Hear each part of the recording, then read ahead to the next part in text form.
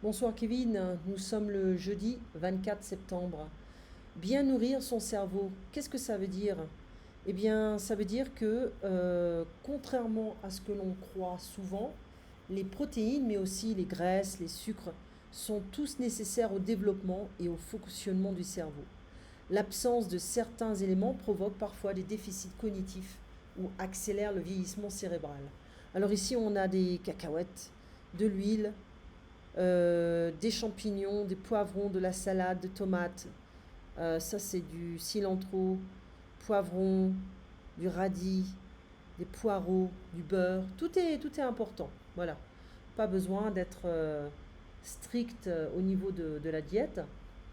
Alors, on avait lu Le cerveau. Ça, c'est un magazine qui est génial.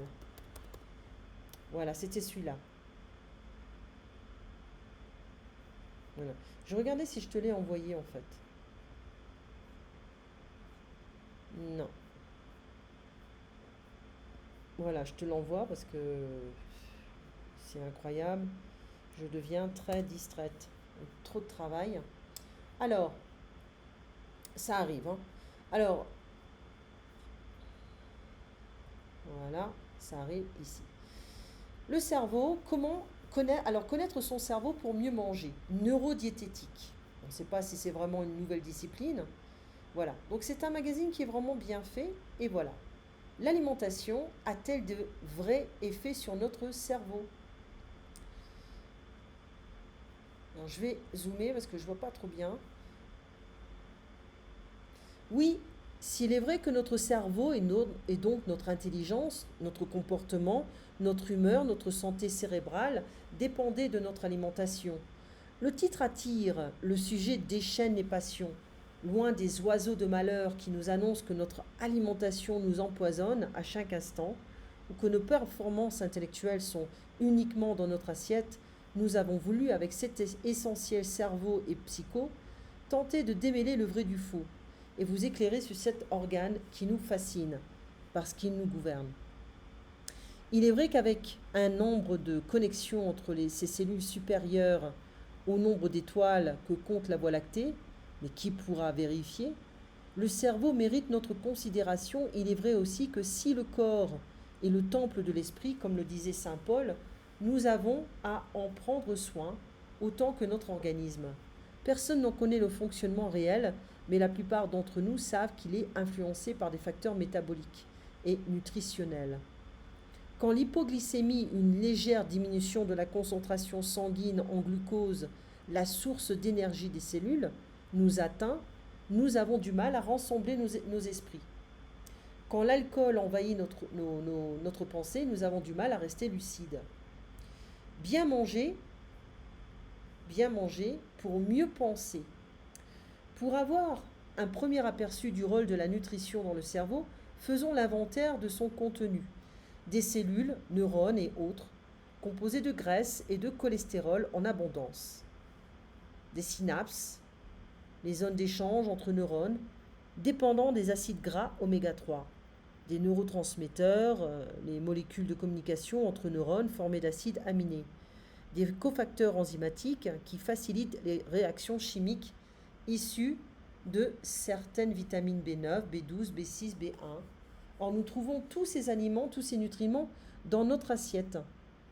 Dès le siècle dernier, les premières recherches en nutrition ont mis en évidence des troubles neuropsychiatriques, tels des pertes de la mémoire liées à de graves carences en vitamines. Puis des scientifiques ont révélé le rôle des acides gras oméga 3 dans le développement du cerveau du nouveau-né, et donc l'importance de l'alimentation de la mère enceinte et allaitante. Mais tout cela n'était que balbutiement, c'est-à-dire le début, le tout début de cette science. Aujourd'hui, de nouveaux axes de recherche lèvent un peu plus le voile. Par exemple, un nouvel acteur a fait son apparition dans le monde du cerveau, le microbiote, l'ensemble des bactéries qui vivent en symbiose dans nos intestins. Et oui, le cerveau est relié directement aux intestins, à l'estomac. Tout est relié. Il joue un rôle majeur dans les informations transmises au cerveau sur notre état métabolique et donc dans notre comportement alimentaire. Il laisse plus ou moins passer des molécules, des bactéries qui peuvent déclencher une inflammation silencieuse. y compris au niveau du cerveau. Certains titres médiatiques ont d'ailleurs qualifié ce microbiote de deuxième cerveau, une appellation un peu humiliante pour le premier, le vrai. D'autres travaux ont montré que les polyphénols du chocolat, mais aussi sans doute ceux du vin, du soja et des autres aliments végétaux, améliorent nos aptitudes cognitives. De là à en abuser.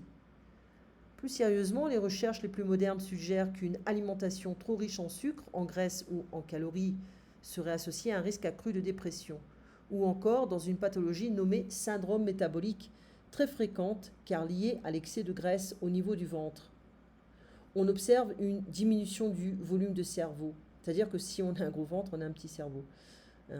D'autres études soulignent que ces déséquilibres alimentaires chroniques augmentent le risque de déclin cognitif lié à l'âge, de même qu'ils favorisent parfois la survenue d'une dégénérescence maculaire liée à l'âge, une destruction de la rétine, bref, une mauvaise alimentation accélérerait le vieillissement cérébral et neuronal. Mais il y a aussi, attention aux gourous, aux manipulateurs diététiques abusifs, aux interprétations erronées, aux raccourcis dévastateurs, aux théories réductrices. Régulièrement et depuis longtemps, les livres et titres affolants se succèdent pour dénoncer par exemple le mal du sucre. Ces glucides qui menacent notre cerveau, une fraction de vérité est transformée en diktat. Voilà. Alors, c'est vrai qu'il y a beaucoup de problèmes avec l'alimentation, soit c'est trop, soit c'est pas assez. Il y a le véganisme, le végétarisme, ça devient un peu n'importe quoi. Donc on a un peu des excès dans tous les sens. C'est, comment dire, c'est intéressant de voir qu'en France, on est un peu, voilà, c'est un peu de tout, un peu, on va pas exagérer à ce niveau-là. Voilà. En Californie, c'est différent.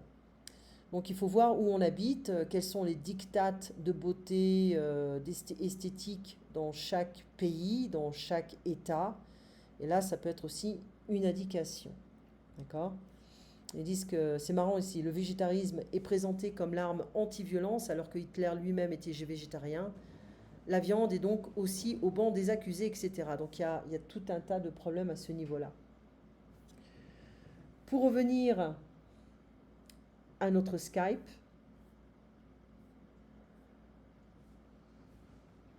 voilà, ça c'était pour la petite histoire. Bon, tu peux l'écouter. On a, comment dire, c'était quoi ça déjà?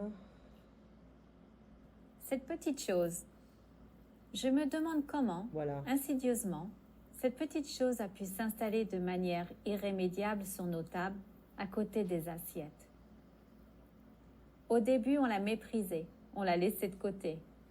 Un téléphone, ça sert à téléphoner, c'est tout. Et on va quand même.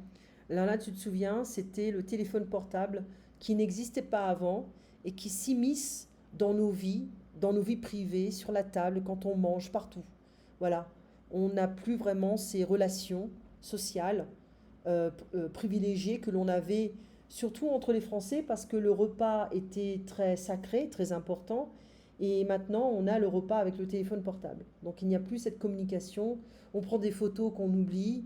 On parle toujours avec son téléphone. On a peur de s'ennuyer. We're scared of being bored. On a peur du silence. We're scared of the silence. We need to be busy mentally and physically all the time. This is this ADD nation. La nation d'attention déficit disorder. Voilà. On ne peut pas rester sans rien faire, c'est impossible. On doit toujours être occupé. Donc voici un petit peu le résumé de ce qu'on avait fait. Hein. On avait parlé également des portes de l'enfer. Ça, c'est le musée Rodin. Et il y a plusieurs en fait copies de cette porte. Là, elle est en bronze, mais on peut la trouver aussi en plâtre. Voilà. Rodin qui était quand même assez extraordinaire. Mais voilà. Donc ça, c'était... ça a été fait en quelle année ça? 1880-1890. Donc juste avant le XXe siècle. Voilà Kevin, on se voit donc demain à 1h. Et J'espère que tu passeras une bonne soirée. J'ai encore plein de choses à faire. J'espère que je vais pouvoir aller faire dodo assez rapidement. Bonne nuit, bonne soirée et à demain.